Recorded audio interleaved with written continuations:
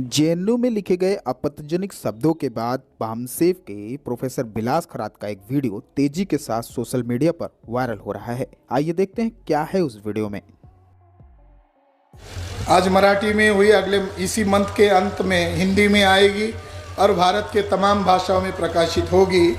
विदेशी ब्राह्मणों की मातृभूमि यूरेशिया नए डीएनए रिसर्च से फाइनल प्रमाणित हो गए। राखी गढ़ी के सिलसिले में 2011 में एक्सिबिशन डेक्कन कॉलेज के द्वारा चल रहा था। उसका हेड वसंत शिंदे इनके नेतृत्व में चल रहा था। उनके साथ दुनिया के 16 देश के एक्सपर्ट लोगों ने इसके ऊपर काम किया। इस रिपोर्ट को जल्दी उन्होंने प्रकाशित नहीं किया।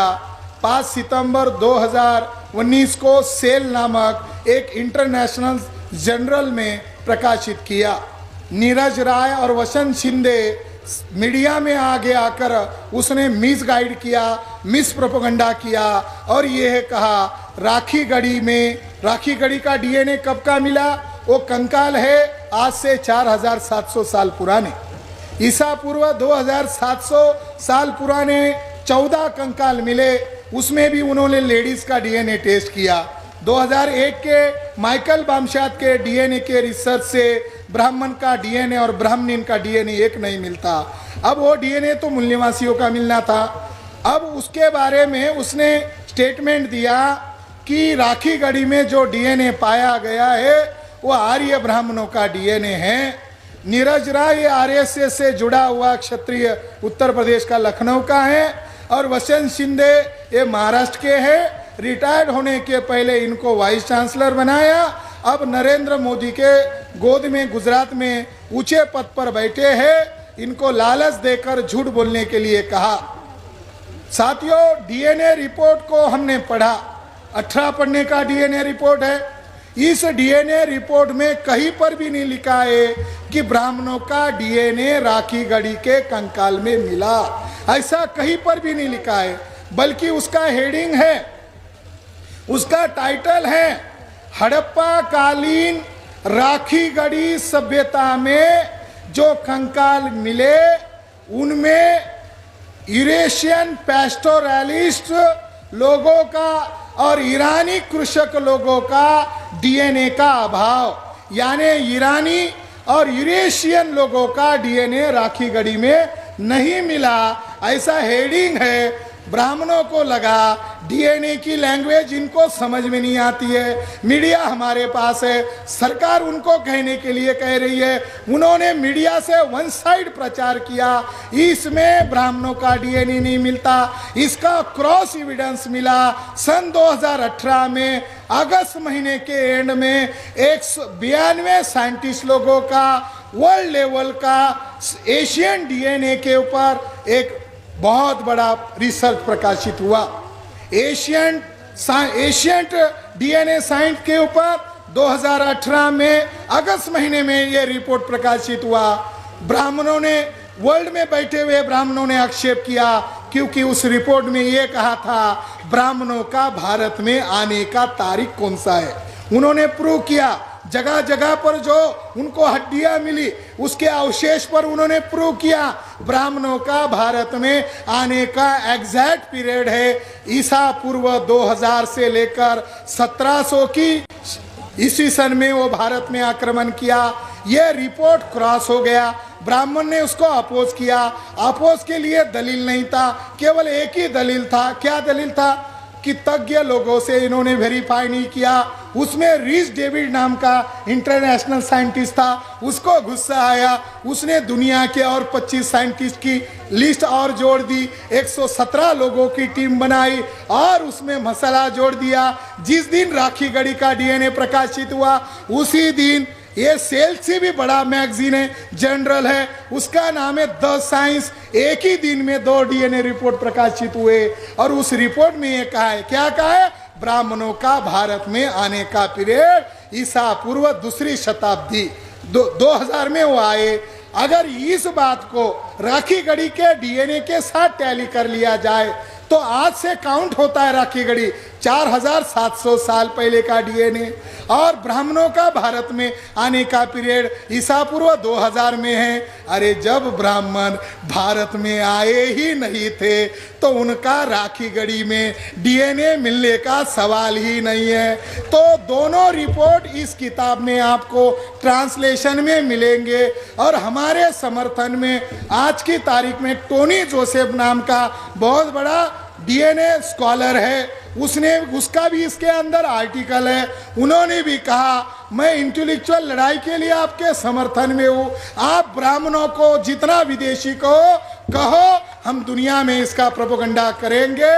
और दुनिया के साइंटिस्ट लोगों ने हम लोगों को मेल पर मैसेज किया है, इनको नंगा करो, इन लोगों को नंगा करो, क्योंकि दुनिया वालों के लिए ये ब्राह्मण लोग बहुत बड़ी समस्या है। और रीस डेविड ने इसके ऊपर फाइनल रिसर्च कर लिया। इनका पीरियड है, कब निकले वहां से, ईसा पूर्व 3300 में वहां से निकले, दोनों एरिया में घुसे, एक इंडिया के तरफ से आए और दूसरा यूरोपियन कंट्रीज में गए। यूरोपियन कंट्रीज में एक कल्चर बढ़ रहा था 5000 साल पहले, उस कल्चर का नाम है स्टोन हेंगे। स्टोन हेंगे कल्चर को इन ब्राह्मणों की प्रजाति का साइंस लोगों ने नाम ढूंढा है। ब्राह्मणों का ओरिजिनल नाम है यामनिया। यामनिया प्रजाति के लोगों ने यूरोप में जो कल्चर डेवलप हुआ था स्टोन हेंगे, इसको नष्ट किया और वहां के पुरुषों का कत्लेआम किया।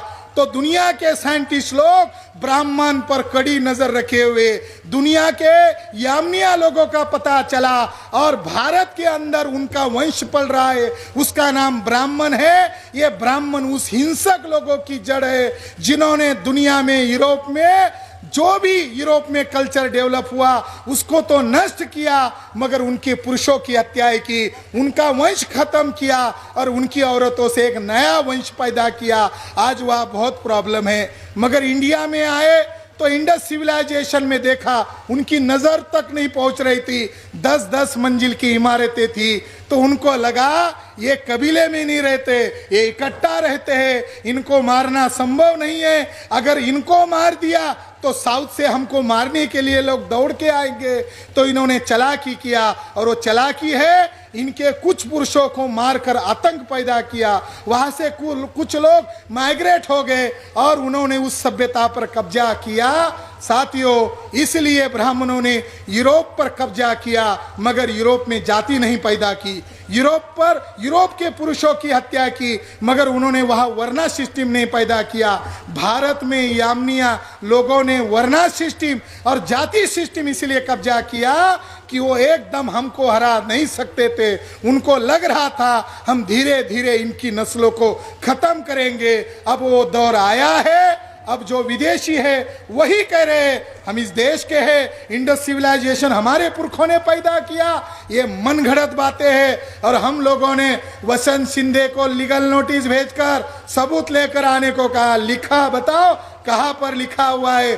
और उनकी ये बात भी हमने इस किताब से हवा में उड़ा दी कि आर्य लोग यही कहते, यही से बाहर गए और बाहर से बाद में यहाँ आए। उनका तर्क चलने वाला नहीं है, क्योंकि दुनिया के साइंटिस्ट लोग मूल निवासी बहुजनों के समर्थन में हैं। वो शिलालेख को तोड़ सकते हैं, वो गुफाओं को तोड़ सकते हैं, वो लिखित किताबों को जलाकर झूठा इतिहास लिख सकते हैं, मगर हमारा डीएनए खराब नहीं कर सकते।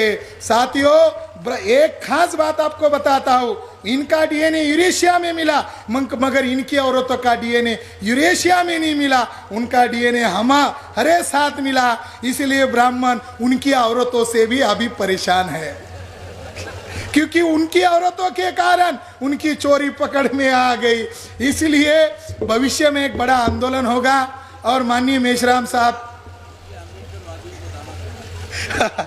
शायद उसकी वजह तो दामाद बनाने की वजह तो आधुनिक भारत में वही है, बाबा साहब अम्बेडकर का खून ब्राह्मणों ने किया। इस रहस्य को छुपाने के लिए ब्राह्मणों ने हमारे लोगों को, नेतागिरी करने वाले लोगों को लड़कियां दिया। ये बात मुजुमदार नामक सविताबाई का जो ब्राह्मण पिट्टू था उसने मुझे रिकॉर्ड में बताई है। ये बात है।